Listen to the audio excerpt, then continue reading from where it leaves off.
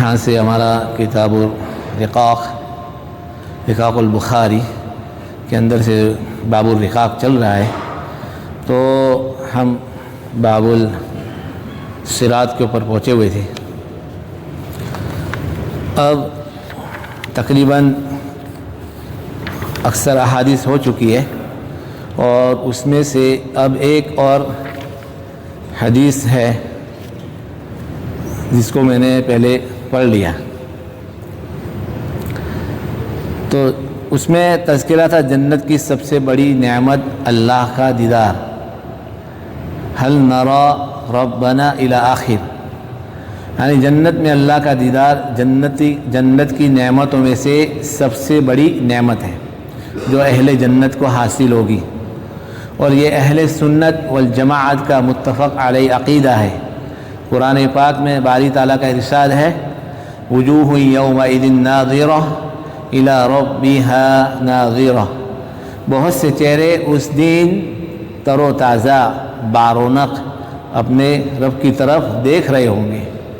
اور دوسری طرف کفار کے بارے میں انہم عن ربہم یومئذ لمحجوبون، یہ لوگ کفار قیامت کے دن اپنے رب سے پردے میں رکھے جائیں گے، یعنی ان کو اللہ کا دیدار نہیں ہوگا۔ تو اہل سنت والجماعت کا عقیدہ یہی ہے کہ آخرت میں اہل ایمان کو اللہ کا دیدار ہوگا، جبکہ اسلامی فرقوں میں سے خوارج، معتزلہ، مرجیہ میں سے بعض لوگ اس بات کے قائل ہے کہ آخرت میں اللہ کا دیدار کسی کو بھی نہیں ہوگا۔ اب اللہ کے نبی صلی اللہ علیہ وسلم نے فرمایا جنت کے حقدار معبود، یعنی من کان یعبد شیئا فلیتبع، جو جس کی عبادت کرتا تھا اس کے پیچھے چل پڑے گا اور اس کو جہنم میں بھیج دیا جائے گا۔ قرآن میں بھی ہے انکم وما تعبدون من دون اللہ حسب جہنم، اور تم اللہ کو چھوڑ کر جن کی تم عبادت کرتے ہو سب جہنم کا ایندھن ہے۔ البتہ ایسے معبود جو اپنے اعمال اور اپنے مقام کے مرتبہ کی وجہ سے جنت کے حقدار ہیں، ان کو جہنم میں نہیں بھیجا جائے گا۔ جیسے عیسیٰ علیہ السلام، اب عیسیٰ کی بھی یہ لوگ عبادت کرتے مسیح، تو کیا عیسیٰ علیہ السلام کو جہنم میں بھیجیں گے؟ نہیں، ایسی بات نہیں ہے۔ عیسیٰ علیہ السلام کو جہنم میں نہیں بھیجا جائے گا، بلکہ جیسے پتھر ہے کہ جو لوگ عبادت کرتے ہیں اور بتوں کی عبادت کرتے لکڑیوں کے زر بنا کے، تو ان کو اللہ تعالیٰ ان کے ساتھ ان کو جہنم میں بھیجیں گے۔ جیسے آگے آ رہا ہے لکڑی اور پتھر کے بت کو جہنم میں ڈالنے کی وجہ کیا ہے، وہ بھی اس میں بتا دیں کہ بت لکڑی کے ہوتے ہیں، جو ہندو لوگ جو عبادت کرتے ہیں مشرک، وہ بت جو لکڑی کے ہوتے ہیں، اور اس میں پھر اور پتھر کے بھی ہوتے ہیں، پتھر کے بھی بناتے ہیں لوگ، تو آگ میں ڈالنے سے ان کو کوئی تکلیف نہیں ہوگی، ان لوگوں کو تکلیف تو نہیں ہوگی، وہ تو لکڑی ہے اور پتھر ہے، مگر ان کی پوجا کرنے والوں کی ذلت اور رسوائی کے لیے ان کو ڈالا جائے گا۔ دیکھیں گے کہ یہ ہمارے معبود، یعنی ہم جن کی عبادت کرتے تھے دنیا میں، ان کو ہمارا رب مانتے تھے، اس کے سامنے سجدہ کرتے تھے، تو اب دیکھو جن کی ہم پوجا کرتے وہ تو خود جہنم میں ڈالے جائے، تو ہمیں کون بچائے گا؟ اس لیے ان کی تاکید کے لیے اب ان کی کوئی مدد کر ہی نہیں سکتا، جس کی عبادت کرتے وہی خود جہنم میں چلے جائیں گے۔ اب میدان حشر میں باقی رہنے والے کون لوگ ہوں گے؟ وَتَبْقَى هَذِهِ الْأُمَّةِ، اس امت سے مراد صرف امت محمدیہ جو ہم ہے، یا وہ لوگ جو بھی اللہ کی وحدانیت کے قائل ہیں، یعنی جنہوں نے اللہ کو ایک مانا ہے۔ بہت سے شرح نے یہی لکھا کہ اہل توحید مراد، یعنی جنہوں نے اللہ کو ایک مانا ہے اور کسی کی انہوں نے اللہ کی عبادت نہیں کرتے تھے، وہ میدان میں باقی رہیں گے، اور منافقین رہ جائیں گے، کیونکہ منافقین ظاہری اعتبار سے اپنے کو اہل توحید کہتے تھے، یعنی جو منافقین ہوتے اپنے آپ کو ظاہر میں تو کیا کہتے تھے؟ مسلمان، لیکن اندر سے کیا ہوتے تھے؟ وہ کافر ہوتے تھے، مسلمان نہیں ہوتے تھے، اور یہی کہہ کر اپنا بچاؤ کرتے کہ اس لیے شروع میں تو وہ اہل ایمان کے ساتھ رہیں گے، بعد میں ایک ایسا وقت آئے گا کہ ان کو بھی جہنم میں ڈال دیا جائے۔ اب صرف کون رہے گا؟ ایمان والے، صرف توحید والے۔ اب اللہ تعالیٰ فَيَأْتِيهِمُ اللَّهُ فِي غَيْرِ السُّورَةِ إِلَى آخِرِ، اللہ تعالیٰ نے پیدا کیے جانے سے پہلے تمام ارواح، یعنی جتنی روحیں دنیا کے جتنے آدمی آئے، تمام کی روحوں کو اللہ تعالیٰ نے اہل ایمان کو وہ کیفیت یاد ہوگی کہ اللہ تعالیٰ نے ان سے عہد لیا تھا۔ اب آگے ہے کون پل صراط پار کرنے والے لوگ ہیں؟ پل صراط ہے وہ کس کے اوپر؟ جہنم کے اوپر بنا ہوا ہے، اب کون پار کریں گے اس کو؟ تو وَيُضْرَبُ جَسْرُ جہنم، پل صراط کے متعلق وہ تلوار سے زیادہ تیز. تلوار کیسی ہوتی ہے؟ ابھی چھری کی نوک آپ کو لگ جائے چھوٹی سی اتنی، تو کیسا انسان برداشت کر سکتا ہے؟ نہیں کر سکتا. تو وہ جو پل صراط بنایا ہوا ہے جہنم کے اوپر، وہ ایسا ہوگا کہ تلوار سے زیادہ تیز. تلوار کیسی ہوتی ہے؟ ایسے کر کٹ جاتا ہے انسان. اور بال سے زیادہ باریک. یہ بال کیسا ہوتا ہے؟ اس سے بھی پتلا ہوگا پل صراط. اور دراصل یہ صراط مستقیم کی صورتی مثال یہ اللہ تعالیٰ نے ہم کو شریعت مطہرہ عطا فرمائی ہے. اپنی زندگی کو اس کے مطابق، اگر جو انسان اسلام کے مطابق اور اللہ کے احکام کے مطابق، شریعت کے مطابق زندگی گزارے گا، اس کو یہ مسئلہ پیش آنے والا نہیں ہے. اور جو لوگ جتنا زیادہ اپنے آپ کو شریعت کے مطابق بنائیں گے، اللہ اور اللہ کے رسول صلی اللہ علیہ وسلم کے طریقے کے مطابق زندگی گزاریں گے اور ان کے احکام پر عمل کریں گے، تو ان کو وہ بال جیسا پل صراط ہے ان کے لیے کوئی مشکل نہیں ہے. پتہ بھی نہیں ایسے گزر جائیں گے. سمجھ میں آیا؟ اتنا ہی آسانی سے پل صراط پال کریں گے جتنا انہوں نے دنیا کے اندر اپنے آپ کو اللہ کے حکم پر اور نبی کریم صلی اللہ علیہ وسلم کی شریعت کے اوپر لگایا ہوگا. اور جو ہٹے ہوں گے شریعت سے، ادھر کبھی نماز پڑھی، کبھی روزہ رکھا، کبھی نہیں رکھا، سود کھا لیا، کسی کو تکلیف دی، یعنی جتنے غلط کام ہے اس کو کرتا رہا، کبھی چھوڑا، تو اتنا ہی اس پر چلنے میں ان کو دشواری آئے گی. اس لیے کیا ہے، ہمیں شریعت کے مطابق چلنا چاہیے. اب آگے ہے سب سے پہلے پل صراط کون پار کرے گا؟ فَأَكُونُ أَوَّلَ إِلَىٰ آخر. ایک دوسری روایت نحن الاولون والآخرون، ہم امت محمدیہ دنیا کے میں آنے کے اعتبار سے سب سے آخری ہے. پہلے بہت ساری امتیں گزری، نوح علیہ السلام، ہود علیہ السلام، صالح علیہ السلام، بہت سارے گزرے، لیکن یعنی لاسٹ میں یہ امت محمدیہ ہے. لیکن آخرت میں ہمارا معاملہ کیا ہوگا؟ سب سے پہلے ہوگا، یعنی سب سے پہلے یہ امت پل صراط پال کرے گی.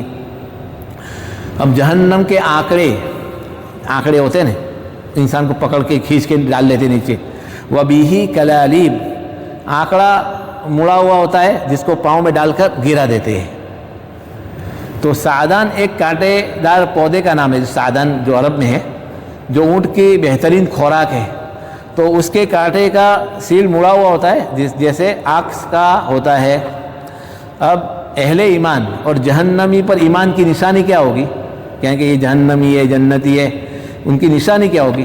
تو اثر السجود، یعنی جو اعضاء سجدہ میں رکھے جاتے ہیں، جیسے دونوں ہاتھ، ناک اور پیشانی، اور اسی طریقے گھٹنے، ہتھیلی اور پاؤں کی انگلیاں، یہ سب کیا ہے؟ سجدے میں رکھی جاتی ہے. ٹھیک ہے؟ تو وہ اعضاء جن پر جہنم کی آگ اثر نہیں کریں گے. اب یہ جنہوں نے نماز صحیح پڑھی طریقے سے پڑھی ہوگی، سنت کے مطابق اور بالکل خشوع اور خضوع سے، اور انہوں نے صحیح طریقے سے انہوں نے رکوع اچھا ادا کیا ہوگا اور اپنے اعضاء کو مکمل اچھے طور پہ رکھا ہوگا، تو اس اعضاء کے اوپر جہنم کی آگ اثر نہیں کرے گی. چاہے کتنی بھی آگ لگ جائے اس کو نہیں، جیسے یعنی کتنی بھی آگ لگائے، لیکن اس نے اگر صحیح طریقے سے سجدہ کیا ہوگا تو اس پہ اثر نہیں کرے گی. وہ جو کہ جو سلامت رہیں گے. کتنی بھی آگ ان کے سامنے ہوگی لیکن ان کو اثر ہی نہیں کرے گی. کس وجہ سے؟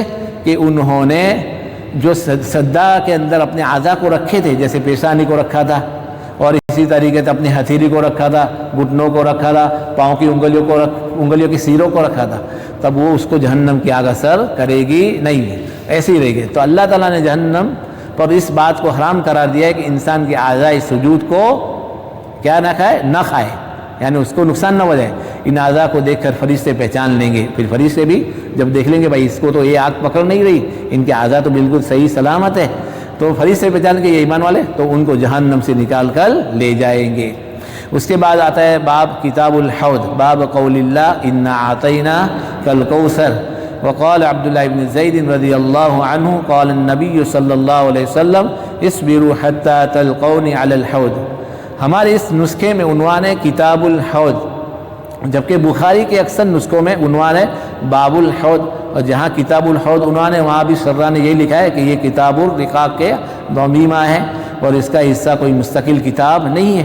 اس میں امام بخاری نے حوض کوثر کو بیان کیا ہے. اب حوض کوثر کیا ہے؟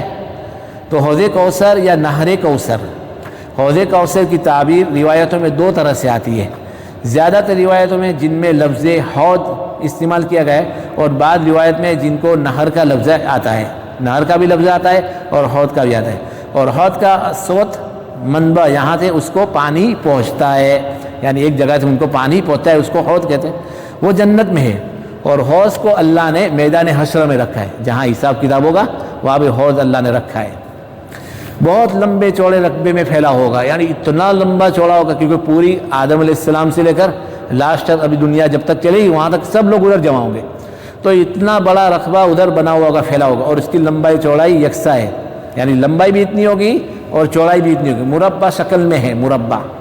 اور میدان حشر میں سینکڑوں مربع رقبہ گھیرے ہوئے ہیں، اور جنت اس کا منبع ہے، اور اس کا جو مین، اس کا جو کانٹیکٹ کدھر سے ہوگا، وہ حوض کا جنت سے ہوگا، وہ ادھر سے آئے گا، وہیں سے نہریں پھوٹ کر اس میں آتی ہے اور پانی وہیں سے پہنچتا ہے، جنت سے پھوٹ کے ادھر پہنچے گی۔ اب حوض کوثر کے منکر کا کیا حکم ہے؟ یعنی کچھ لوگ ایسے کہ بھائی حوض بوض نہیں ہے، تو اس کا کیا حکم ہے شریعت میں؟ تو قیامت کے روز میدان حشر میں لوگ حساب کتاب کے لیے اکٹھا کیے جائیں گے، تو ایمان والے اس میں پانی پئیں گے، جو ایمان والے ہوں گے اس میں پانی پئیں گے، اور نبی کریم صلی اللہ علیہ وسلم خود اپنے انتظام کے ماتحت لوگوں کو پلائیں، یعنی اس کا انتظام کون کریں گے؟ ہمارے نبی خود پلائیں گے صلی اللہ علیہ وسلم۔